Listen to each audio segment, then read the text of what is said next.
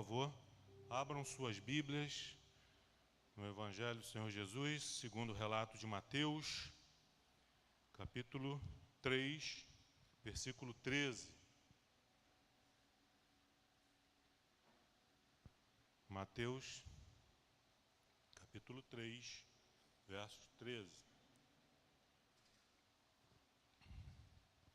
Estou fazendo leitura do 13 ao 15, 3 versículos. Louvado seja o Senhor. Diz assim a palavra do Senhor. Por esse tempo, dirigiu-se Jesus da Galiléia para o Jordão, a fim de que João o batizasse.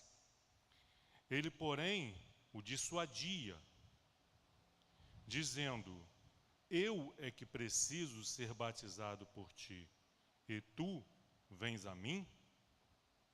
Mas Jesus lhe respondeu: Deixa por enquanto, porque assim nos convém cumprir toda a justiça. Então ele o admitiu. Vamos ler esse pedaço aqui do verso 15, que diz assim: porque nos convém cumprir toda a justiça. Vamos ler juntos? Nos convém cumprir toda a justiça. Mais uma vez. Nos convém cumprir toda a justiça. Terceira e última. Nos convém cumprir toda a justiça. Aleluia. Vamos orar. Pai Santo, Pai querido, louvado e bendito seja o teu santo nome. Toda vez, Senhor, que abrimos a tua palavra para ler, meditar, estudar, ponderar, nós necessitamos da luz do Espírito Santo em nossas mentes e corações. Porque se lemos e entendemos com mentes naturais, com mentes carnais, esse entendimento pode nos conduzir ao erro, ao engano. E ainda usamos a tua palavra para justificar os nossos erros, dizendo: está escrito. Está escrito. Mas nós entendemos o que está escrito? Conseguimos interpretar? Se o autor das Sagradas Escrituras, que inspirou homens, desde Moisés, ao escrever Gênesis, ao apóstolo João, ao fechar as Sagradas Escrituras com a carta do Apocalipse, se o Espírito Santo que os inspirou, que os conduziu no registro, não estiver conosco, nos iluminando, nos guiando, nos orientando, erraremos em nossa teologia, em nossa doutrina. Então, Senhor, humildemente, como crianças, nos colocamos aos teus pés e pedimos: Pai, explica-me. Preciso da tua instrução.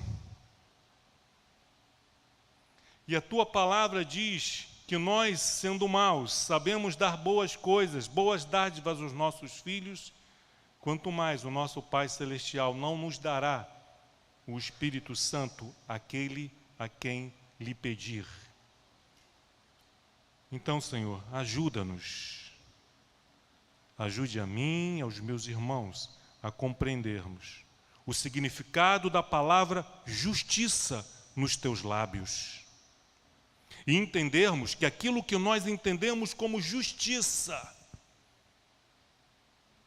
é muito diferente do que significa justiça no teu reino, que é infinitamente elevado. Precisamos, Senhor, da tua iluminação, mais uma vez. Muito obrigado, Pai, por podermos confiar e ter a certeza que o Senhor nos ajudará. Obrigado. Em nome de Cristo Jesus, seu Filho amado. Amém. Queridos, a compreensão que nós temos a respeito de justiça, bondade, misericórdia, graça, amor, a nível natural, humanamente falando, está muito aquém do que é justiça, amor, graça, misericórdia, bondade no reino de Deus. Nós somos aprendizes. Eu gosto de dizer que nós somos como crianças no jardim de infância. E que precisamos ter a humildade de nos colocar diante da palavra de Deus, reconhecendo que muitas vezes aquilo que nós entendemos ao lermos, a fazermos uma leitura superficial, não é aquilo que, à primeira vista, nós compreendemos, nós entendemos. Em tempos que se fala muito sobre preconceito, nós nos colocamos diante da palavra de Deus com os nossos preconceitos. Conceitos pré-estabelecidos. Conceitos que foram aprendidos no contexto familiar, de pais e mães que, mesmo cristãos, tinham os seus preconceitos. Tinham as suas ideias pré-concebidas do que é ser um filho de Deus, do que é ser um servo de Deus, do que é ser um filho de Deus, como um cristão deve agir ou não agir. E se nós não estivermos prontos a permitir que Deus trabalhe em nossos corações, em nossas mentes, destruindo esses conceitos naturais. O conceito de justiça está aí, nas redes sociais, na TV, no rádio, nos jornais virtuais aí da internet, do que é justiça. Normalmente nós vemos pessoas que foram vítimas, familiares de pessoas que foram vítimas de algum tipo de injustiça. Diante das câmeras de TV gritando justiça, justiça, justiça, clamando por justiça. Mas será que o conceito, o entendimento que eles têm de justiça é o mesmo do reino de Deus? Nós precisamos entender o que João Batista entendeu. O que Jesus quis dizer para João Batista. Veja, os evangelhos relatam o ministério de João Batista no Rio Jordão, onde ele pregava arrependimento, mudança de vida. E as pessoas, tocadas por essa pregação, por essa palavra, se convertiam dos seus pecados, se convertiam dos seus maus caminhos, eram batizados por João Batista, batismo de arrependimento. E as pessoas iam de longe até o Jordão se batizar. E ele pregava, eu não sou o Cristo. Ele foi interrogado a respeito disso. Ele disse, eu não sou o Cristo, eu sou apenas a voz que clama no deserto, porque há de vir um depois de mim, que tem a primazia, porque era antes de mim. E ele vos batizará com o Espírito Santo. E João Batista está fazendo um ministério, a missão dele, cumprindo a missão dele fielmente. Jesus Cristo fez uma declaração a respeito de João Batista, dizendo que nascido de mulher não há ninguém maior do que João Batista. Mas que no reino de Deus, João Batista era o menor. Jesus fala umas coisas complicadas. E se nós não pararmos para entender, Senhor, o que o Senhor quer dizer com isso? Nós não vamos entender. E aí João Batista, que no Evangelho de João, capítulo 1, não precisam abrir, João 1, 29 a 34, ele diz que ele não conhecia Jesus, ele não sabia quem era Jesus. Mas quando ele viu Jesus, ali na fila do batismo, quando ele olhou para Jesus, ele reconheceu Jesus como aquele de quem ele falava, aquele de quem ele pregava. Depois confiram, em João capítulo 1, 29 a 34. Eu não o conhecia,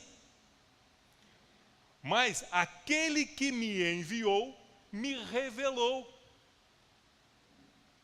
Multidão. Vinha João Batista, ele ia batizando um por um, as pessoas chegavam, confessavam o seu pecado ali para João Batista. Ele as batizava e vem. Quando ele se depara com Jesus, ele vê naquele homem, diante dele, aquele de quem ele falava. Versículo 14, Mateus 3,14. Qual foi a reação de João Batista?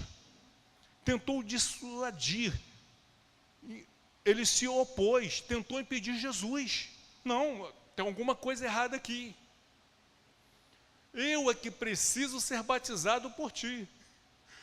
Eu fico imaginando a reação de João Batista. Não, eu que preciso. E João Batista já se colocando ali, já se posicionando ali nos braços de Jesus para ser batizado por ele.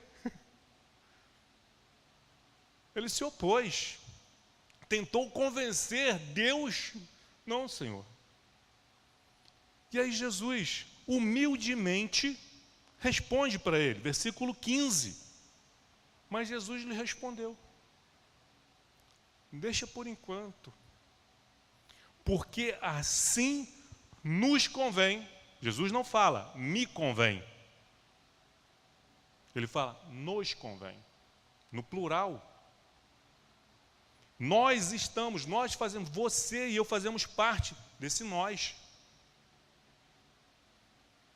Ele não falou, me convém cumprir toda a justiça. Ele nos convém. Ele se colocou e colocou a cada um de nós. Colocou João Batista também. Nos convém.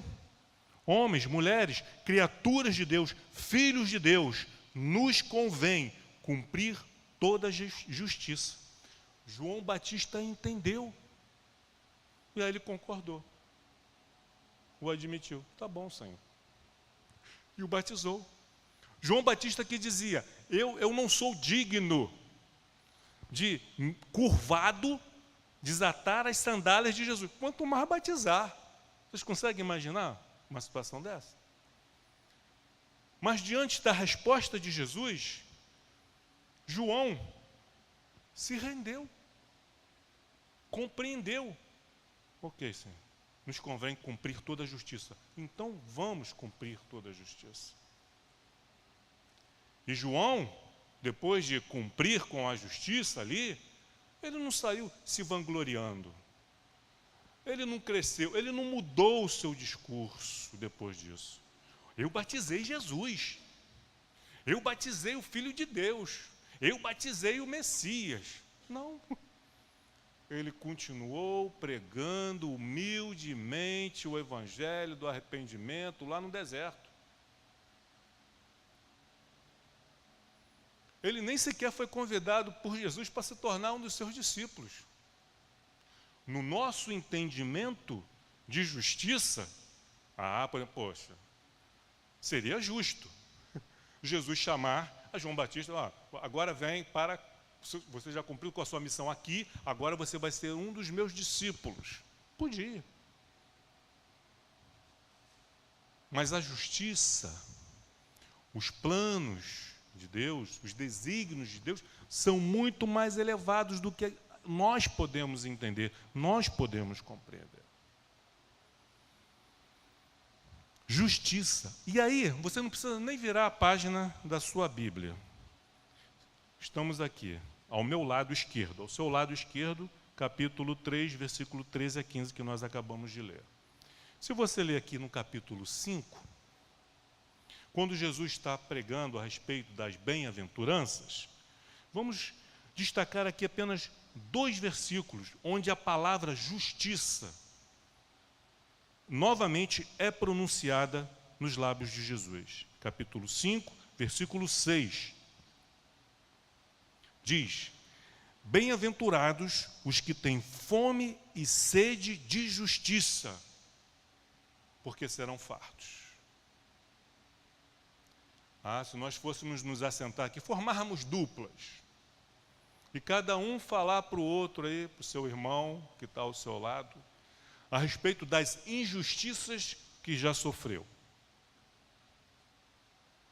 Qual a justiça que você tem fome e sede? O que você gostaria que Deus fizesse? Qual a justiça que você gostaria que Deus cumprisse e realizasse na sua vida? Aí você ia falar. Depois ia ouvir o outro. Ia criar um debate. Mas será que esse conceito, as nossas queixas, as nossas reclamações, são justas? Ou são injustas? Quando nós murmuramos nas nossas orações, que nós chamamos de oração, mas não é murmuração. E nós apresentamos a Deus as nossas queixas, as nossas reclamações. Clamando por justiça a Deus. Você não sabe o que é justiça, está me pedindo justiça e você não sabe o que é justiça. No meu reino você não sabe, você não entende o que é justiça na concepção divina. Nós não sabemos.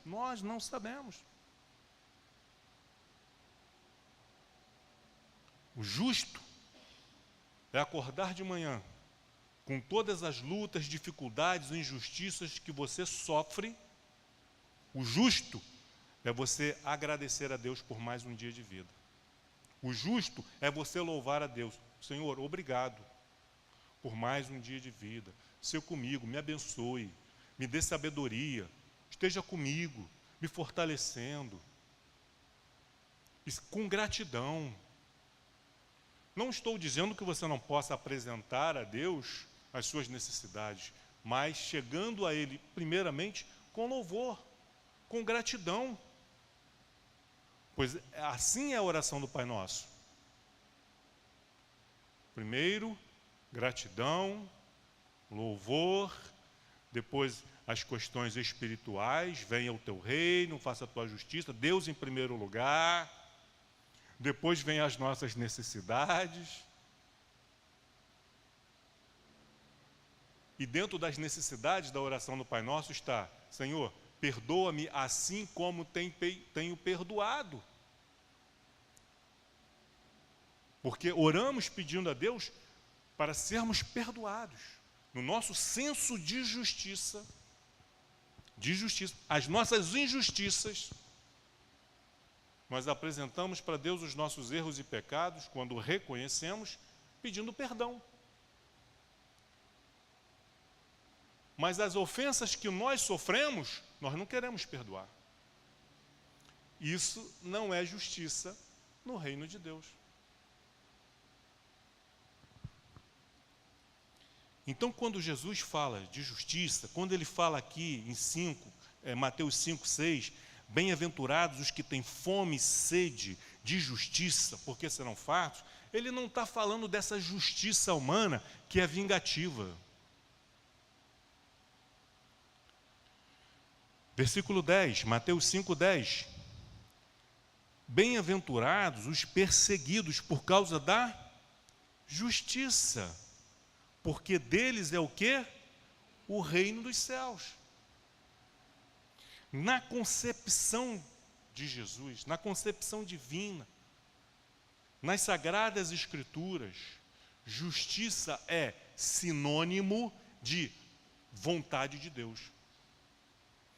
Nós poderíamos substituir aqui em Mateus 3,15, quando ele diz para João Batista, nos convém cumprir toda a justiça, encaixaria perfeitamente aqui. Jesus dizer, nos cumpre cumprir toda a vontade de Deus. Então, justiça é a vontade de Deus, porque a vontade de Deus é justa, ela é perfeita, ela é plena, na concepção da palavra. A nossa justiça não. A nossa justiça é falha. Por isso Jesus diz para nós não julgarmos.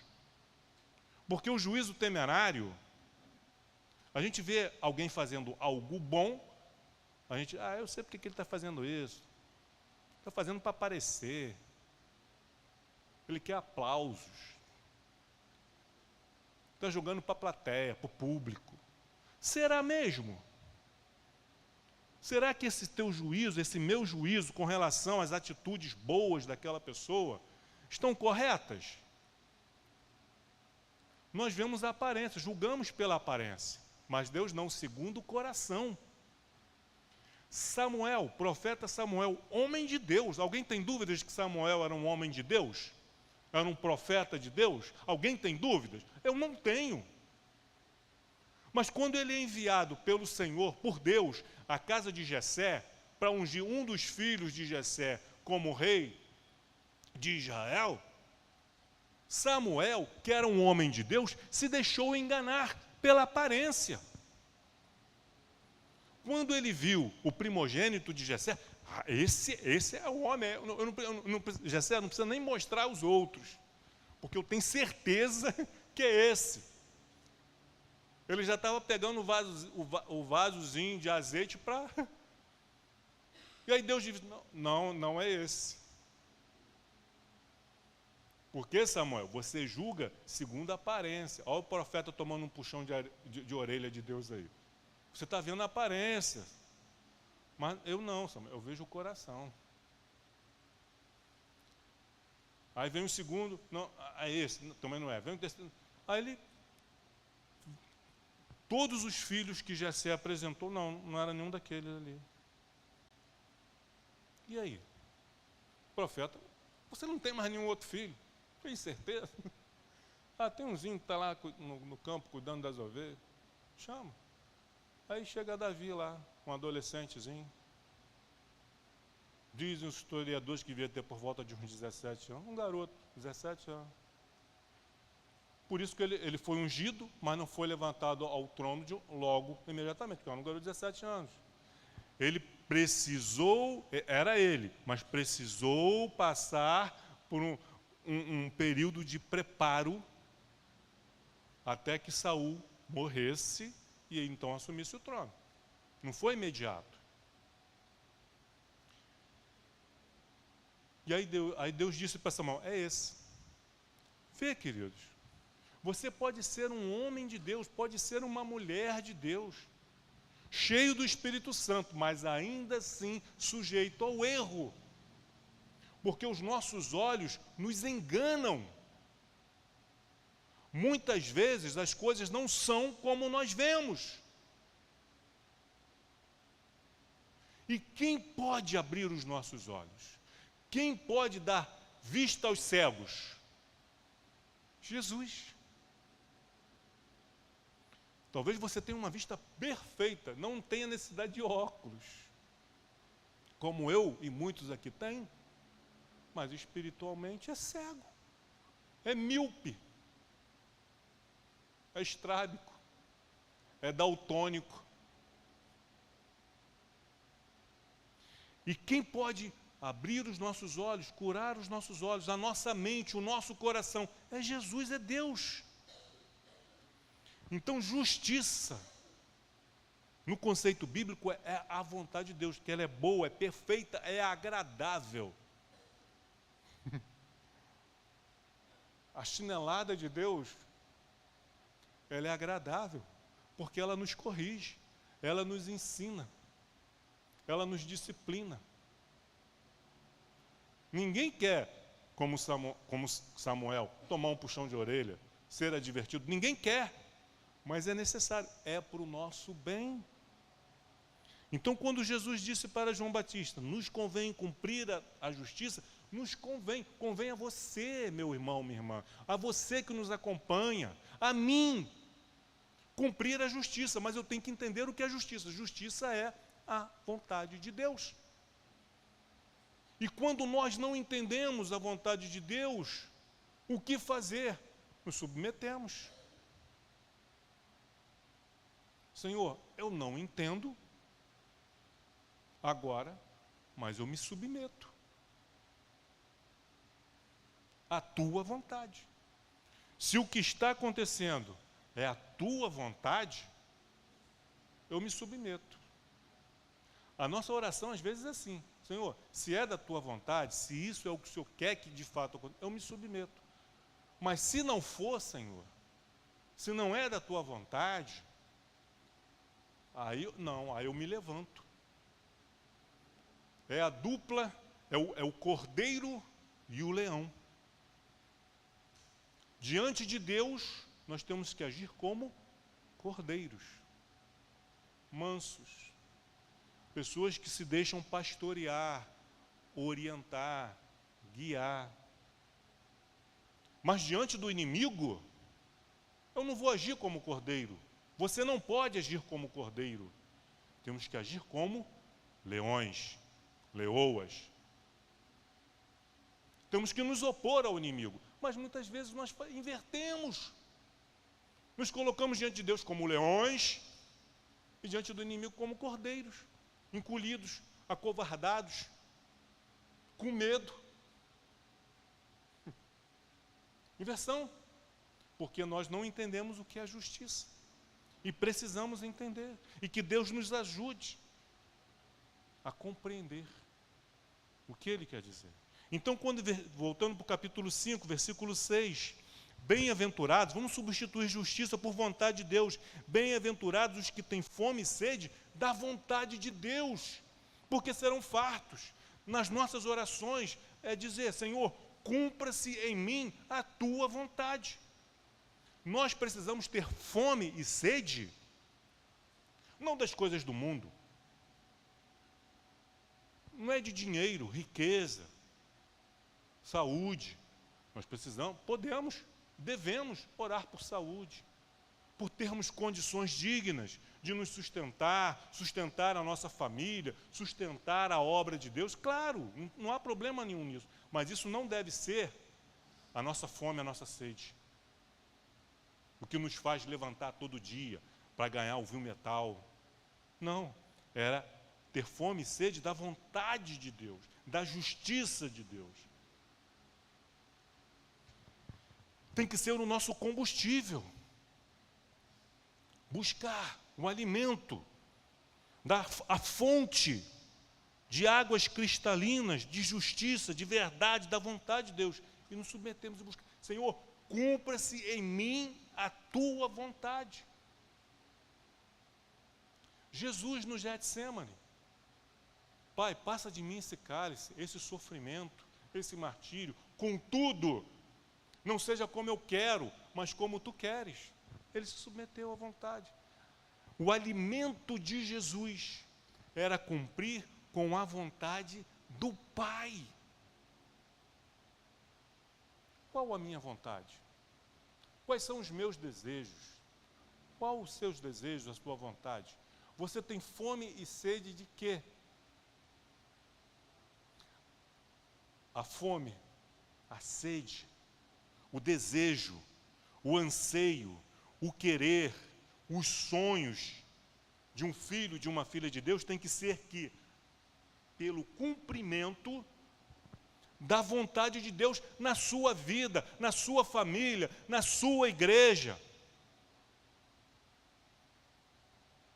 Senhor, faça de mim um instrumento da tua justiça, aonde eu for, aonde eu estiver. Isso é justiça aos olhos de Deus. Nos submetermos. Precisamos rever. O médico diz, normalmente o médico vai cortar da nossa alimentação justamente aquilo que a gente mais gosta de comer. Quem gosta de doce, ele vai ouvir, você tem que cortar doce, está comendo muito doce, a glicose está alta. Tem que diminuir a gordura, comer menos carne vermelha. E na dieta espiritual não é diferente. Deus está dizendo, tem que cortar a internet, você tem que cortar redes sociais, menos Netflix, menos filme, menos série. Mais Bíblia. Mais oração. Substitui os filmes e as séries por Bíblia. Substitui o tempo que você passa nas redes sociais, lendo bobagem e postando bobagem, com oração. Aí nós lemos coisas ali e ficamos indignados. Aí quando nós vemos para a palavra de Deus, nós vemos que nós somos tão injustos quanto aqueles de quem nós falamos mal. Precisamos, humildemente, nos achegarmos diante de Deus. Senhor, muda meus hábitos alimentares. Eu tenho substituído a água por refrigerante no reino espiritual. Vocês estão entendendo? Você tem sede de quê? Coca-Cola. A gente denuncia com o olhar. Né, Fabiano? Tem sede de quê? Coca-Cola. Não, mas na vida espiritual a gente tem fome e sede disso aí também.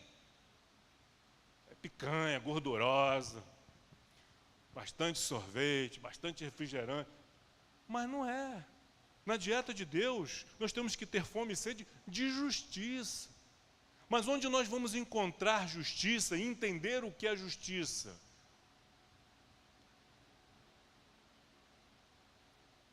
No YouTube?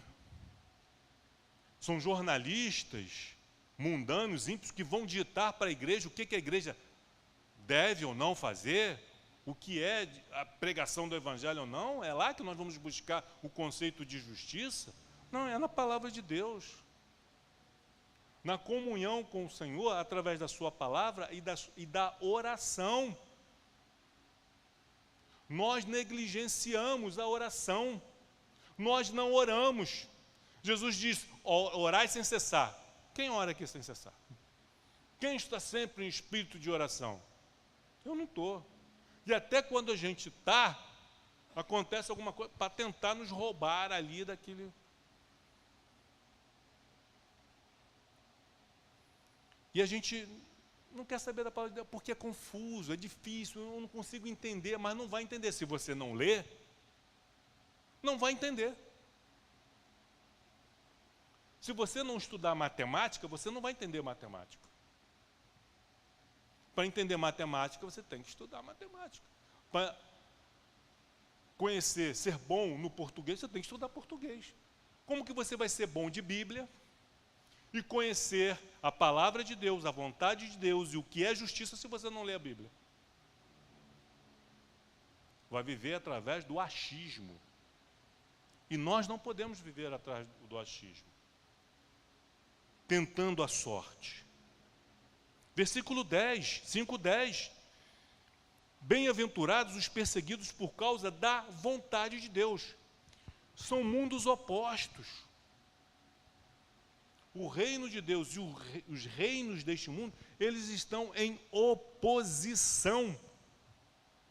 Então, quando nós nos levantamos, pregando a justiça, tentando viver na justiça, falando do que é a vontade de Deus, isso não é a vontade de Deus, essa é a vontade de Deus, é essa, o mundo não vai nos aplaudir, não vai. Vai se opor e vai nos perseguir. Como perseguiram os profetas no passado. Como perseguiram a Jesus Cristo. João Batista foi decapitado por causa da justiça, por causa da verdade. Jesus foi crucificado por quê? Por pregar a verdade.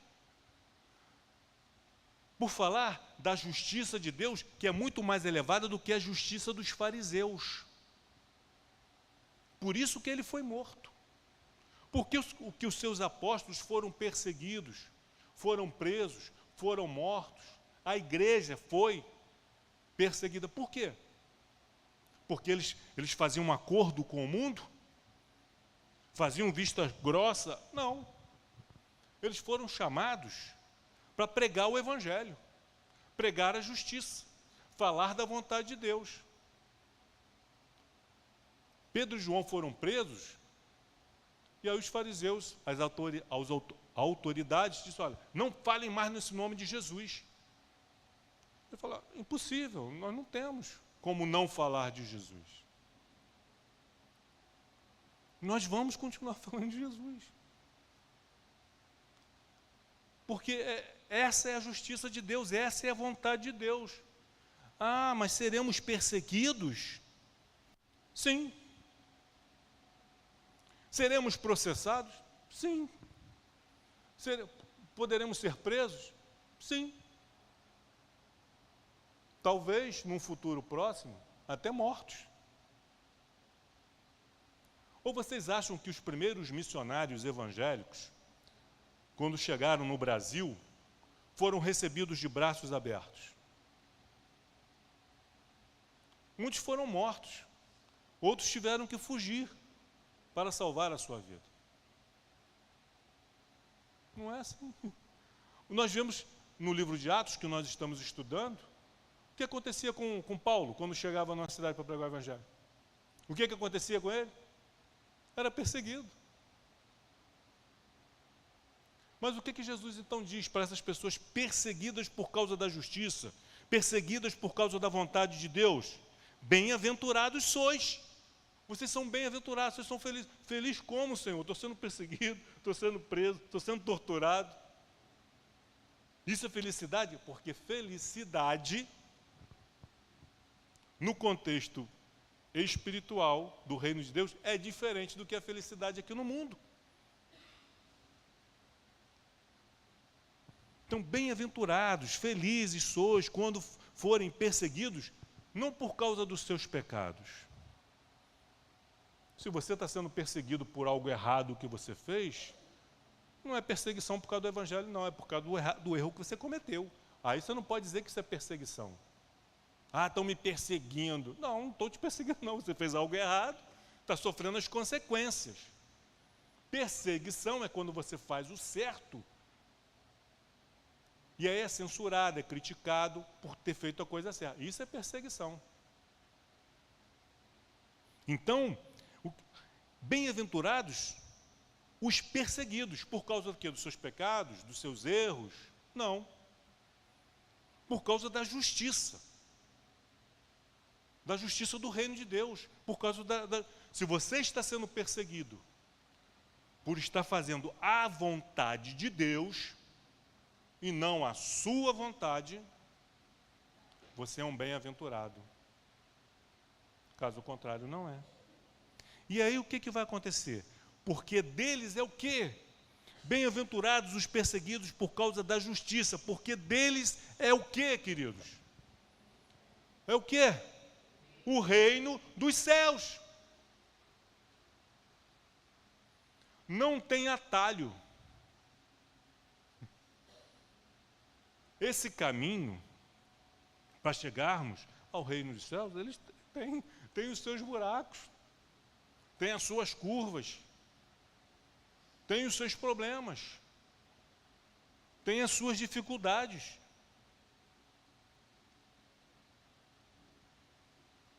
De que reino nós somos? De que reino nós queremos pertencer? A que reino nós queremos pertencer? Você quer ser cidadão do reino dos céus? Pratique a justiça.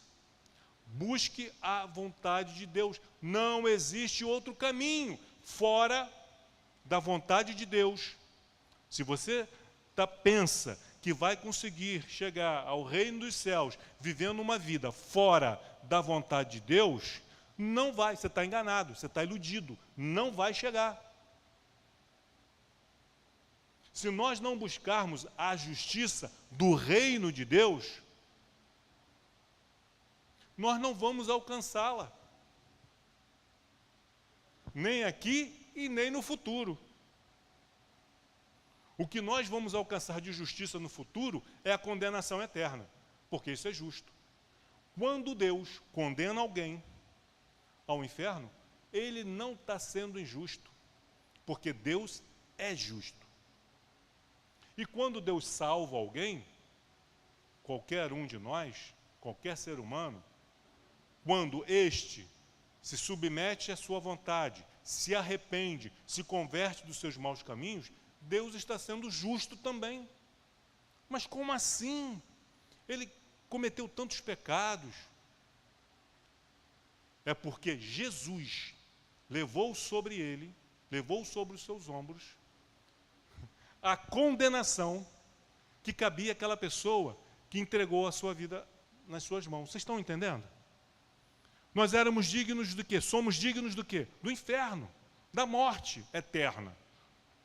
Mas quando nós nos arrependemos, nos convertemos e entregamos nossas vidas para Jesus e buscamos a sua justiça, a sua vontade, a condenação, o juízo dos nossos pecados caíram sobre os ombros de Jesus. Ele pagou. Quem pagou pelos seus erros, pelos seus pecados? Quem pagou? Jesus. Mas aqueles que não se entregam, não se rendem, não se curvam a Jesus, vão ser condenados por causa dos seus pecados. Deus não é injusto de maneira alguma. Nós somos injustos. Nós somos. Até quando nos esforçamos para sermos justos, bons, cometemos injustiça. Porque com aqueles que nós amamos, com aqueles que nós simpatizamos, nós agimos com graça e misericórdia, nós agimos com bondade. Ah, mas aquele ali pisou, ele me perseguiu, pisou no meu carro, agora chegou a minha vez de eu me vingar. Quer dizer, então com aqueles que nós gostamos, somos graciosos, misericordiosos, aqueles que nós não gostamos, não. Somos até quando a gente quer. Deus não precisa se esforçar para ser justo. Nós precisamos. Deus é justo. Tudo que Ele faz é justo. Deus não precisa se esforçar para ser bom. Não precisa. Ah, eu quero ser bom. Deus não precisa. Ah, eu gostaria tanto de ser bom. Gostaria tanto de ser justo. Deus não precisa. É da natureza de Deus. É da essência de Deus. Não é da nossa. Não é da nossa. Mesmo quando nós queremos ser bons. O apóstolo Paulo, desventurado homem que sou, porque o bem que eu quero eu não faço, mas o mal que eu detesto, esse sim eu faço. Nós pecamos por pensamentos, sentimentos, ações, palavras, omissões. Tenho que fazer determinada coisa, mas eu não faço, é pecado. Não é só deixar de fazer o que é errado, mas substituir o errado pelo certo.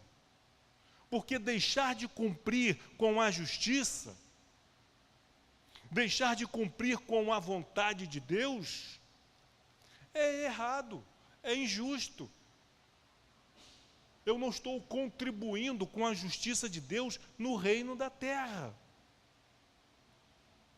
Como que Jesus inicia a oração do Pai Nosso? Capítulo, Mateus, só virar algumas páginas, Mateus 6, versículo 6. Portanto, vós orareis assim: Pai nosso, que estais nos céus, santificado seja o teu nome, venha o teu reino, faça-se a tua vontade, assim na terra como no céu. Só até aqui. Olha como Jesus inicia essa oração, né, modelo. Não é para a gente ficar repetindo, é para nós termos um modelo. Então ele diz, chama Pai Nosso, né, meu Pai. Ele poderia orar, meu Pai que está nos céus, porque ele é o filho unigênito. Mas ele graciosamente nos coloca, né, como seus irmãos e como filho do Pai, que está onde? Nos céus. Santificado seja o teu nome. Quem é que santifica? Quem é que honra o nome da família? É o filho do vizinho? O filho do vizinho tem poder para honrar o teu nome? O nome da tua família? vai fazer com que um pai, uma mãe se sinta feliz, orgulhoso. Poxa, que maravilha! O filho do vizinho é uma bênção. O meu não é, mas o filho do vizinho é maravilhoso. Quem é que honra? Quem é que santifica o nome da família, o nome do pai? Quem é que pode honrar ou desonrar o nome do pai? São seus filhos. Cabe a quem o nome de Deus é santo? É. Mas por que o nome de Deus é blasfemado na terra? Disse Jesus para os fariseus. O nome de Deus é blasfemado por vossa causa. Por quê? Que o nome de Deus já é blasfemado de qualquer maneira, de qualquer forma, independente se a gente faz a coisa certa ou não. Mas se o nome de Deus é blasfemado por nós fazermos a coisa certa, amém, glória a Deus. Agora, quando o nome de Deus é blasfemado por causa dos nossos erros, da igreja X, do pastor Y, do irmão da irmã fulana, olha o peso, olha a responsabilidade. Quando nós cometemos erros, quando nós compramos e não pagamos, pegamos emprestados e não devolvemos, quando fazemos qualquer coisa errada, quando mentimos, agimos de maneira qualquer, imagina aí qualquer coisa aí. E você como cristão, o nome de Deus é blasfemado. A igreja é mal falada. Olha lá, ó, membro da igreja Nova Vida do Coelho, ó. Como se a igreja estimulasse isso, pregasse isso, ensinasse isso. Não. Nós não pregamos, nós não incentivamos isso, não. Judas era discípulo de Jesus, era ladrão. Jesus incentivava o roubo? Não. Mas o joio e o trigo, desde que o mundo é mundo, caminham lado a lado. Quem é? Ah, Senhor, então vamos arrancar o joio? Não, não. Isso é função minha. Porque na tentativa de arrancar o joio, você vai danificar o trigo. Deixa como está. Deus, o justo juiz, no tempo certo, vai separar o trigo do joio. Vai pegar o trigo e botar no celeiro, no reino dos céus. Vai pegar o joio e queimar em fogo inextinguível. Quem vai fazer isso? Não é você, não sou eu. É Deus, o justo juiz.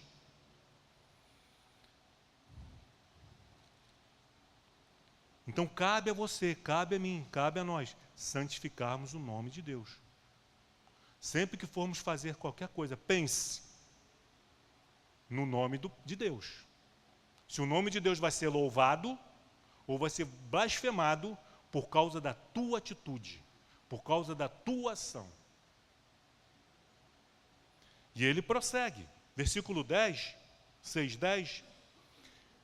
Na oração, ele diz: Senhor, venha o teu reino, manifeste o teu reino, faça-se a tua vontade, porque o reino de Deus engloba a vontade de Deus, a justiça de Deus, o amor, a graça, engloba tudo. É uma coisa só. Então, na oração, o que nós podemos orar? Devemos, Senhor, venha o teu reino, manifeste o teu reino, a tua vontade, a tua justiça, na minha vida. Que eu quero, nós somos embaixadores do rei. O que um embaixador faz de certo ou de errado vai implicar em problemas para o reino que ele representa.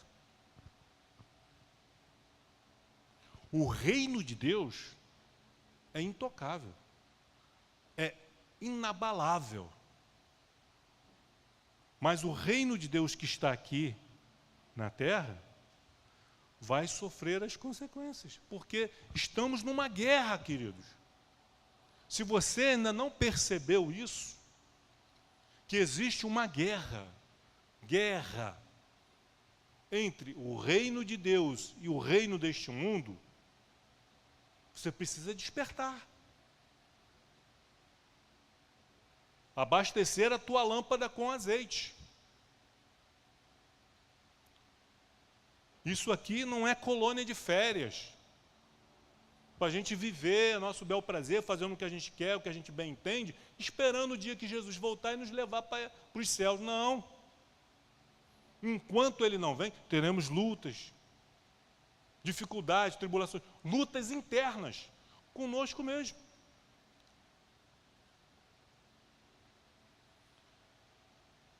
Eu tenho grandes conflitos comigo mesmo.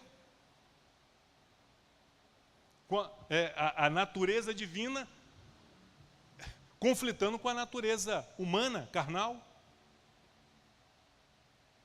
Eu sou diferente de vocês. Vocês não têm conflito com a natureza. Vocês vivem numa harmonia de espírito.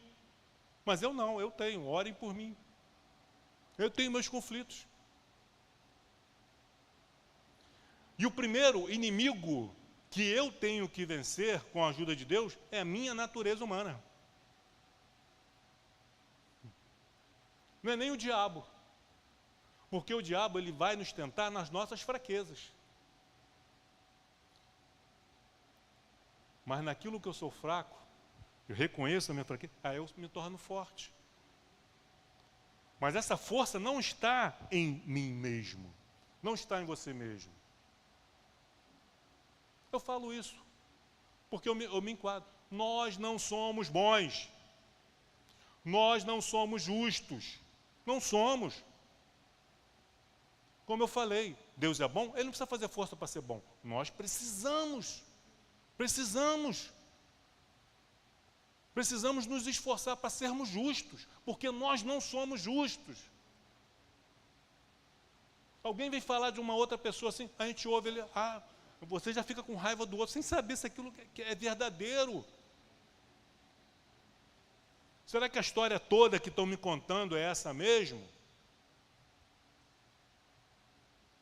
Nós não somos. Você não é. E na hora que passar os elementos, nós precisamos nos autoexaminar, pedir perdão a Deus e dizer, Senhor, me ajude a ser justo, me ajude a buscar a Tua vontade, porque senão vai prevalecer a minha. O espírito está pronto, mas a carne é fraca. Aquele, que você alimentar mais, vai estar mais bem nutrido, vai estar mais saudável, vai estar mais forte. Se você alimenta a carne, e se esquece, negligencia a oração, o estudo e a meditação bíblica, o teu espírito vai estar fraco. A carne vai prevalecer.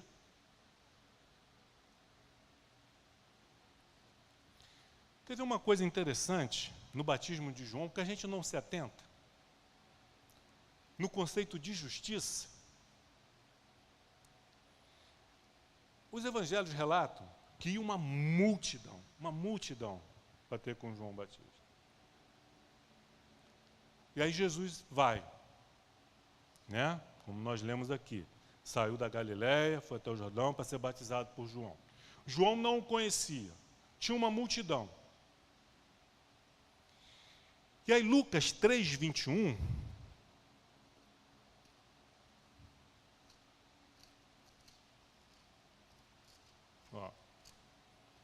Lucas 3:21 e 22. Lucas relatando o batismo de Jesus. E aconteceu que ao ser todo o povo, aconteceu que o quê? Todo o povo batizado. Também o foi Jesus. E estando ele a orar, o céu se abriu. O que vocês perceberam aqui? Jesus foi se batizar. Tinha uma multidão. Jesus não chegou lá, dá licença, eu sou filho de Deus, tá? Eu sou o Messias, sou enviado, dá licença que o João Batista tem que me batizar, mas eu não tenho tempo para esperar, eu tenho prioridade, eu tenho outras coisas para fazer, então eu vou chegar aqui. Ele não usou do seu privilégio de filho de Deus, do seu título, de o Cristo, o Messias, o ungido, para furar a fila. Ele esperou. E depois que todo mundo foi batizado, aí ele foi lá, entrou na fila como qualquer outro. Isso é exemplo de justiça. Nós não podemos usar das nossas credenciais, quer tenhamos ou não, para nos beneficiar. E aí ele respeitou, depois que todo o povo, todo mundo foi batizado. Porque ele pensou, essas pessoas vieram de longe. Andaram quilômetros, alguns dias. Estão com fome, estão com sede, assim como eu, estão cansadas. Aqui tem homens e mulheres que precisam voltar para os seus afazeres, para o seu trabalho, para a sua família, para os seus filhos. Não é justo que eu fure a fila. Ele podia, não podia? Fala a verdade. Pode, Deus pode, podia. Mas por que ele não fez? Para nos dar o exemplo. Para nos dar o exemplo. Não se beneficie por qualquer coisa que você recebe, em detrimento, se você vai prejudicar os outros ou não. Temos que amar ao próximo como a nós mesmos. Não fure a fila. E Jesus respeitou. Olha só, é um exemplozinho simples. Mas isso é justiça. Essa é a vontade de Deus. Porque nas coisas boas, nós queremos furar a fila. Nas coisas ruins, não. A gente quer ser o último a ser chamado. Jesus morreu na cruz. Quem quer morrer na cruz? Ninguém. Deixa Jesus ir primeiro. Pode ir lá, Senhor. Pode ir lá, pode ir na minha frente.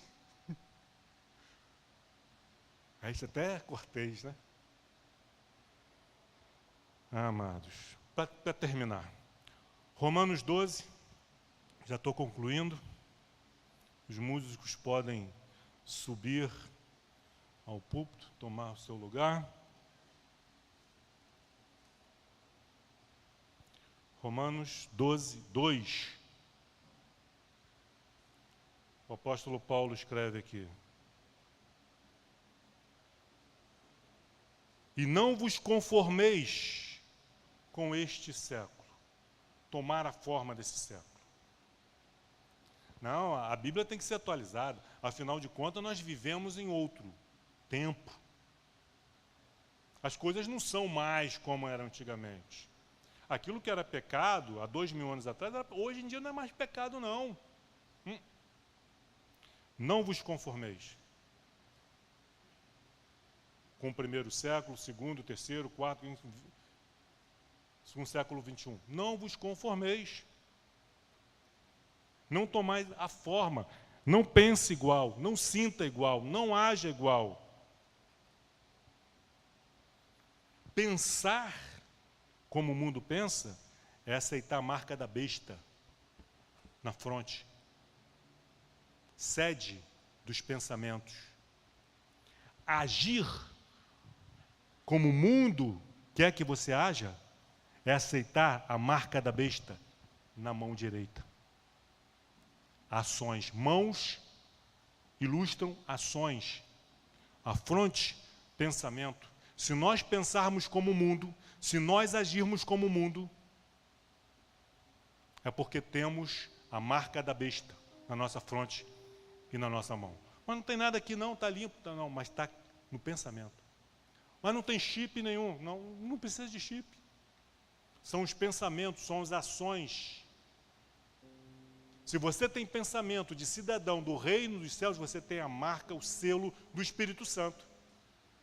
Caso contrário, não existe um ser humano sobre a face da terra que não tenha ou o selo do Espírito Santo ou a marca da besta. Ou tem um ou outro. Você tem o selo do Espírito Santo ou tem a marca da besta? Os teus pensamentos, as tuas ideias, as suas opiniões é que vão te dizer, vão te responder essa pergunta. Não vos conformeis com este século, mas o quê? Transformai-vos. pela renovação da vossa mente. Transformação implica o quê? Metamorfose. Se transformar, se tornar algo que você não é. E como que isso acontece? Pela renovação da vossa mente. E como é que nós vamos renovar as nossas mentes de acordo com o reino de Deus? Através da palavra, através da oração. É a palavra de Deus e a oração, a meditação e a prática que teremos a nossa mente renovada e as nossas mãos adestradas, habilidosas, mãos habilidosas, instruídas, guiadas e orientadas por mentes renovadas. E só então, só depois disso, resistindo a este século, não nos conformando com este século, não pensando como os homens, as mulheres, os sábios, os entendidos do mundo, mas nos transformando pela renovação da nossa mente, através da palavra, através da oração. Só então poderemos experimentar qual é a boa, agradável e perfeita vontade de Deus. Aqueles que têm a mente conformada com este mundo, aqueles que não foram renovados nas suas mentes pelo Evangelho, mas continuam com a mesma mentalidade velha e carcomida pelo pecado, não podem experimentar a boa, agradável e perfeita vontade de Deus. Não pode. Você quer experimentar a vontade de Deus, que é boa, agradável, perfeita, você não pode se conformar com esse mundo. Você tem que se transformar. Você tem que se renovar. E aí então, você vai poder experimentar. Caso contrário, não. 1 João 2,17.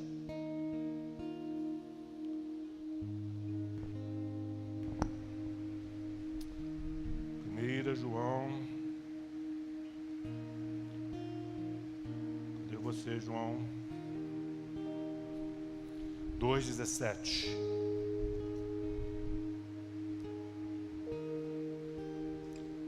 Ora, o mundo passa, bem como toda a sua concupiscência. O que é concupiscência? Desejos exagerados por prazeres. Desejo exagerado por aplausos, reconhecimento, riqueza, boa comida, prazeres sexuais, todo e qualquer tipo de prazer que não seja o prazer de buscar a justiça e a vontade de Deus é tratado como concupiscência da carne. Porque tudo que há no mundo, a concupiscência, os desejos exagerados da carne, a concupiscência dos olhos, vê e deseja, inveja dos olhos e a soberba da vida. Não, eu sou melhor do que aquele, eu sou melhor do que o outro, eu não sou um injusto. Só o fato de dizer que não é justo, você já está cometendo injustiça, você está mentindo. Só o fato de dizer que você é bom, você está mentindo, você não é bom. Soberba da vida. Não procede do Pai, mas procede do mundo. Ora, o mundo passa, bem como a sua concupiscência. O mundo vai passar. Vocês acham que a gente vai ficar aqui? Não, vai passar. Vai ter um fim. Vai ter um dia que Deus vai dizer: basta, acabou. Esse é o dia da minha ira. Os meus habitarão por toda a eternidade comigo. Os ímpios perecerão. O mundo passa, bem como a sua concupiscência. Aquele, porém, que faz a vontade de Deus. Aquele que faz a vontade de Deus e não a sua própria vontade. Permanece o quê? Eternamente. Amém. Pai amado, Pai querido, louvado e bendito seja o teu santo nome, Deus. Muito obrigado, Senhor, por este dia em que estamos na tua casa, para nos assentarmos à tua mesa, comermos do pão e do cálice, em memória do teu sacrifício, do teu amor por nós. Continue, Senhor, nos ensinando a respeito da justiça, da verdade, da equidade, da tua vontade. Tem misericórdia de nós, Senhor. Perdoa os nossos pecados e ajuda-nos a viver para ti, buscando com fome e sede da tua justiça, fome e sede da tua vontade. Muito obrigado, Pai. Em nome de Cristo Jesus. Amém.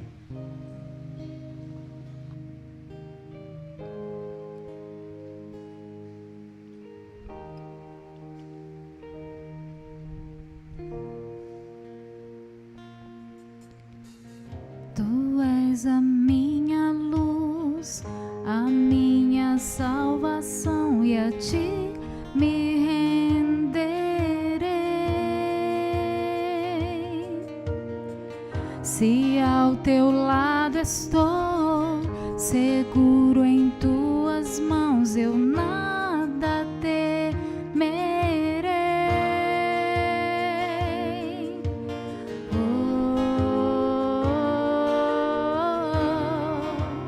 Tu és santo, ó Senhor.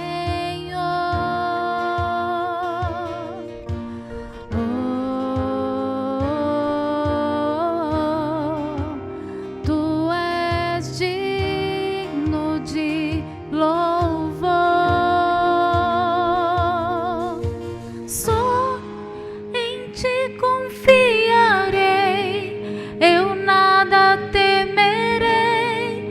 Em frente eu irei, pois eu sei que vivo estás e um dia voltarás do céu pra nos buscar, pra sempre reinarás. Aleluia.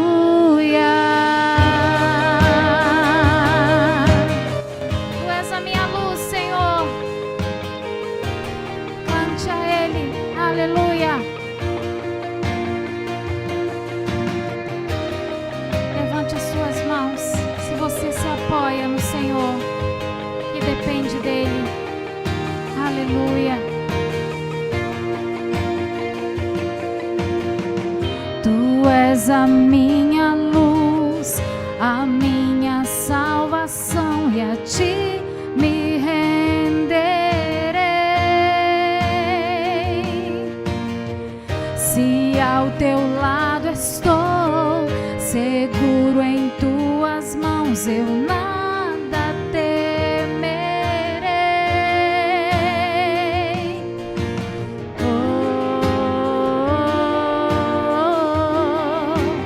Tu és santo, ó Senhor.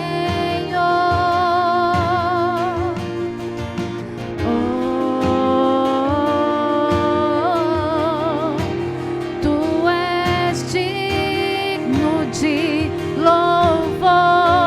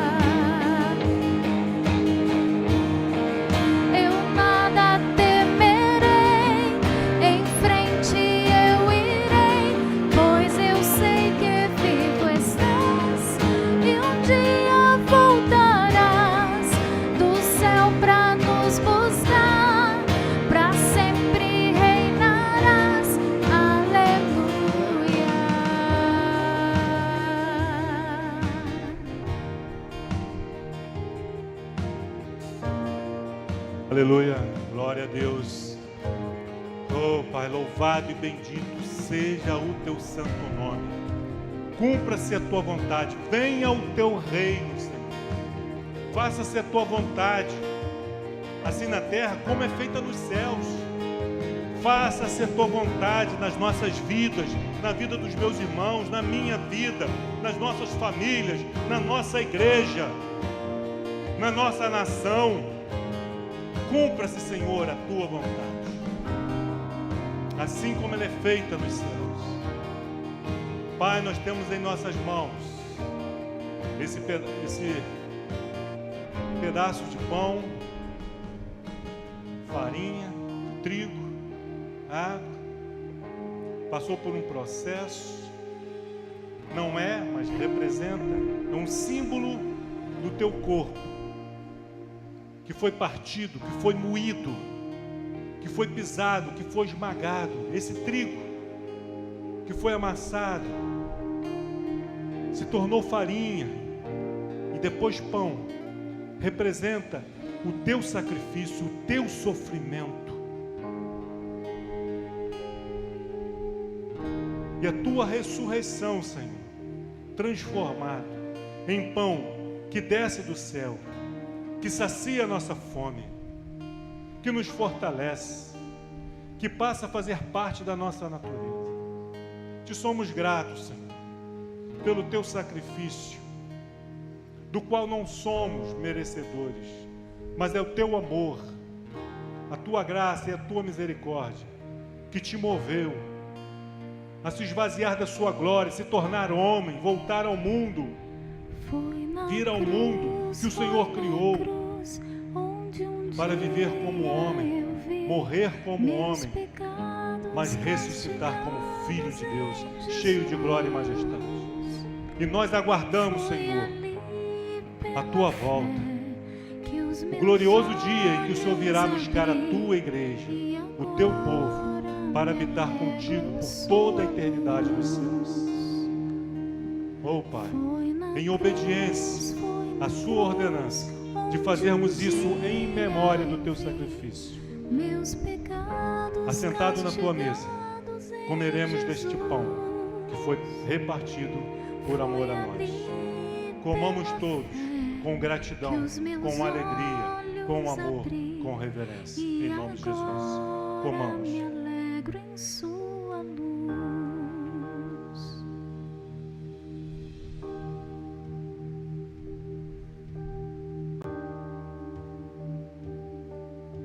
Da mesma forma, depois de partir o pão, o Senhor tomou o cálice e, tendo-o abençoado, deu aos seus discípulos, dizendo: tomai e bebei todos vós, este é o meu sangue derramado em favor de vós.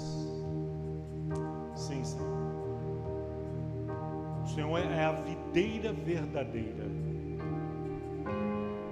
da qual procede o cacho de uva mais precioso. E esse cacho foi pisado, foi humilhado por causa do nosso pecado. O vinho representa o sangue do Cordeiro, que foi derramado na cruz do Calvário, para a remissão do pecado de todo aquele que crê e que em ti confia. E é nessa esperança, é nessa confiança, Senhor, é nessa fé que tomamos esse cálice em nossas mãos e em gratidão dizemos: Senhor, muito obrigado. Enquanto vivermos, enquanto estivermos neste mundo, queremos viver para a honra e glória do teu santo nome. Perdoa os nossos pecados, sê conosco, Senhor, em nossas lutas, em nossas dificuldades. Amados, levantai o cálice, agradecer a Deus. Tomai e bebei todos vós, para a honra e glória do nosso Deus, do nosso Senhor e Salvador. Bebei todos.